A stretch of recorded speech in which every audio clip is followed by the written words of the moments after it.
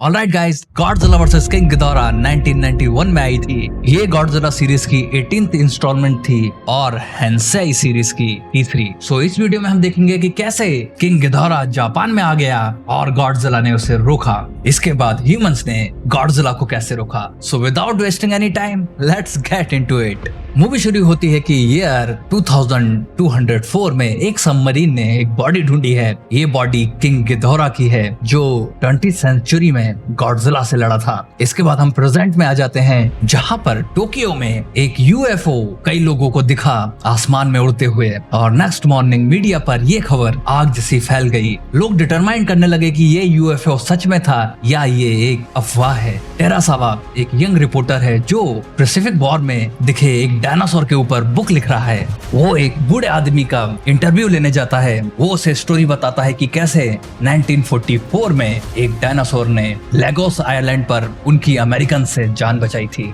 और बाद में उसी यूनिट का एक कमांडर जिसका नाम यासुकी शिंदो है, वो इस बात को कंफर्म करता है। टेरासावा अपनी रिसर्च में पता करता है कि 1954 में हुए न्यूक्लियर बम के टेस्ट में ये डायनासोर न्यूक्लियर रेडियो एक्टिविटीज के बीच में आ गया और वहां से ये ट्रांसफॉर्म होके गॉडजिला बन गया। जापान सेल्फ डिफेंस फोर्स उस यूएफओ के मूवमेंट्स को ट्रैक करती है जो पैसिफिक ओशियन के पास में हो रहे हैं, और वो डिस्कवर करते हैं कि ये शिप गॉडजिला के पास में पहुंच चुकी है। गॉडजिला हाइबरनेशन में तब से है जब से उसने एंटी न्यूक्लियर एनर्जी बैक्टीरिया का लार्ज डोज ले लिया था और उसने वायोलेंटे से बैटल किया था। ये यूएफओ माउंट फ्यूजी पर लैंड होती है। जापानीज आर्मी भी उसी जगह पर पहुंच जाती है। इस शिप में से 3 लोग बाहर निकलते हैं जो अपना नाम विल्सन, गैलेंचिको और एमी कानो बताते हैं। ये भी बताते हैं कि ये फ्यूचर से आए हैं। ये लोग जापानी गवर्नमेंट को बताते हैं कि ये टाइम ट्रेवल करके जापान को वार्न करने आए हैं कि इंडस्ट्रियलाइजेशन और न्यूक्लियर पावर्स के कारण फ्यूचर में गॉडजिला फिर से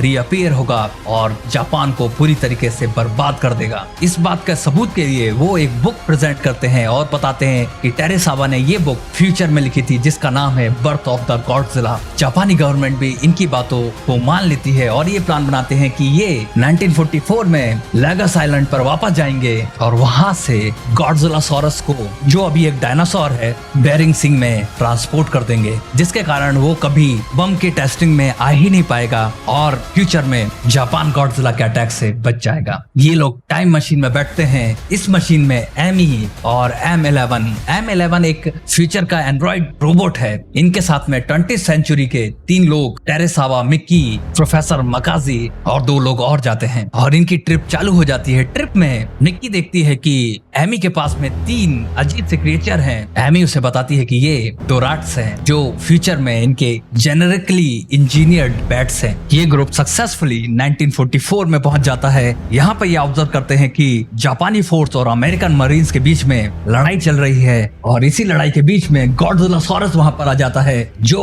अमेरिकन सोल्जर्स से जापानी सोल्जर्स को बचाता है, लेकिन बुरी तरीके से घायल हो जाता है। जापानी सोल्जर्स गॉडजिलासॉरस के पास जाकर उसे एक ट्रिब्यूट भी देते हैं। मिकी इस डायनासोर को आइडेंटिफाई कर लेती है और बताती है कि यही गॉडजिला है, और ये लोग उसे टेलीपोर्ट कर देते हैं इस आइलैंड से बेरिंग सी में, और ये लोग वापस जाने की तैयारी करते हैं। लेकिन एमी इस आइलैंड पर तीनों डोरैट्स को छोड़ देती है और ये लोग वापस ट्रैवल करके 1992 में पहुंच जाते हैं। यहाँ पे सक्सेसफुली गॉडजिला डिसअपीयर हो चुका है, लेकिन गैलेंचिको बोलता है कि हमारा प्लान सक्सेसफुल रहा और किंग गिडोरा दुनिया में आ गया है। जैसे ही गॉडजिला डिसअपीयर हुआ था, दूसरा एक मॉन्स्टर किंग गिडोरा जापान में अपीयर हो जाता है। ये 3 सर का क्रिएचर सिटी को डिस्ट्रॉय करने लगता है। गवर्नमेंट स्ट्रगल करती है कि किंग गिडोरा आखिर कैसे पैदा हुआ। मिक्की रियलाइज करती है कि गॉडजिला की जगह वो 3 छोटे डोरैट्स न्यूक्लियर टेस्ट के कारण किंग गिडोरा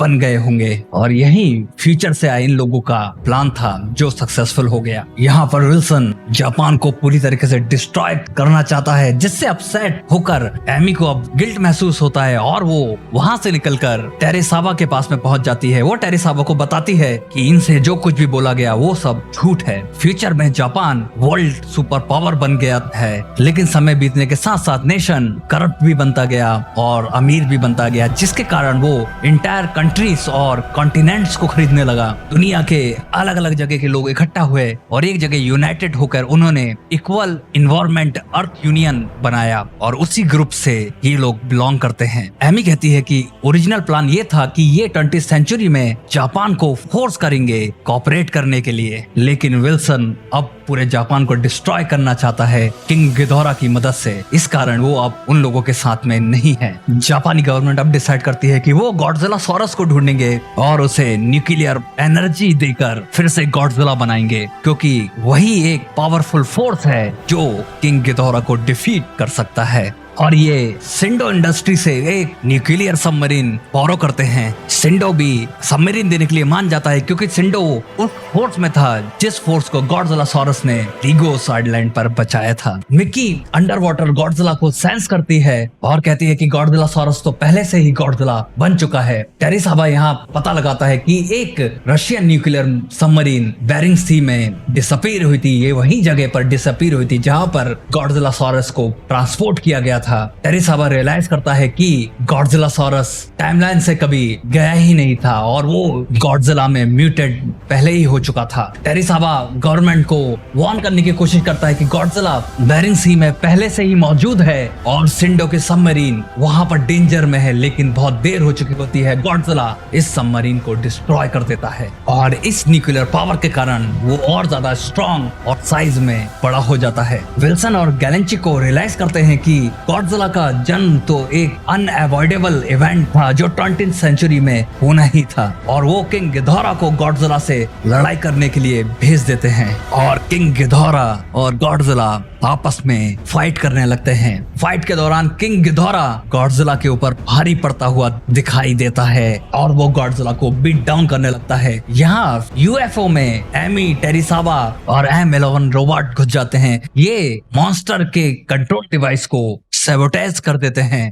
गिदोरा जिससे थोड़ा अनकंट्रोल हो जाता है और गॉडजिला गिदोरा पर अटैक करना चालू करता है, लेकिन गिदोरा गॉडजिला पर पलटवार करते हुए उसे मुंह से पकड़ लेता है और उसे पूरी तरीके से जकड़ लेता है और उसका दम घोटने लगता है। गॉडजिला के मुंह से झाग निकलने लगा है और ऐसा लग रहा है गॉडजिला मर जाएगा, लेकिन अचानक से गॉडजिला अपने अंदर की इलेक्ट्रिक पल्स यूज करता है जिससे गिदोरा दूर जाकर गिर जाता है। और इसके बाद गॉडजिला यही मौका पाकर अपनी सुपरचार्ज ऑटोमिक रे उसके ऊपर छोड़ता है और उसका मिडिल सर डिस्ट्रॉय कर देता है। किंग गिदोरा बुरी तरीके से घायल हो चुका है। वो वहां से उड़ने की कोशिश करता है, लेकिन गॉडजिला अपनी ऑटोमिक ब्रीज से उसे मारता है और वो समुद्र के अंदर क्रैश होके समुद्र में डूब जाता है। एमी विल्सन को कन्फ्रंट करती है। विल्सन का प्लान पूरी तरीके से बेकार हो चुका है। विल्सन वापस अपने 23rd सेंचुरी में भागने की कोशिश करता है। एमी, टेरिसाबा और M11 एक छोटी स्पेसशिप से बाहर निकल आते हैं और M11 मदरशिप को गॉडजिला के सामने टेलीपोर्ट कर देता है और गॉडजिला उसे डिस्ट्रॉय कर देता है, जिसके कारण विल्सन और गैलिच को उसी में मर जाते हैं। जापान किंग गिदोरा से तो बच गया, लेकिन अब वो गॉडजिला के कारण मुसीबत में आ गया है। गॉडजिला टोक्यो की तरफ बढ़ने लगता है। M11 बताता है कि गॉडजिला जब तक के नहीं रुकेगा जब तक के वो टोक्यो पर स्ट्राइक नहीं कर देता। एमी यहाँ पर बोलती है कि वो 23rd सेंचुरी में वापस जाएगी और वहाँ की टेक्नोलॉजी से किंग गिदोरा को रिवाइव करेगी, जिसके कारण वो यहाँ वापस आकर गॉडजिला से फाइट कर सके। गॉडजिला यहाँ टोक्यो में पहुंच जाता है और डिस्ट्रक्शन करने लगता है। वो शिंडो की बिल्डिंग के सामने जाता है। शिंडो और गॉडजिला एक दूसरे को देखते हैं। शिंडो अपनी किस्मत स्वीकार कर लेता है और गॉडजिला अपनी ऑटोमिक रे से बिल्डिंग डिस्ट्रॉय कर देता है। एमी फ्यूचर से वापस यहाँ आ जाती है। उसका मिशन सक्सेसफुल रहा क्योंकि किंग गिदोरा को फ्यूचर में मेका किंग गिदोरा में कन्वर्ट कर दिया गया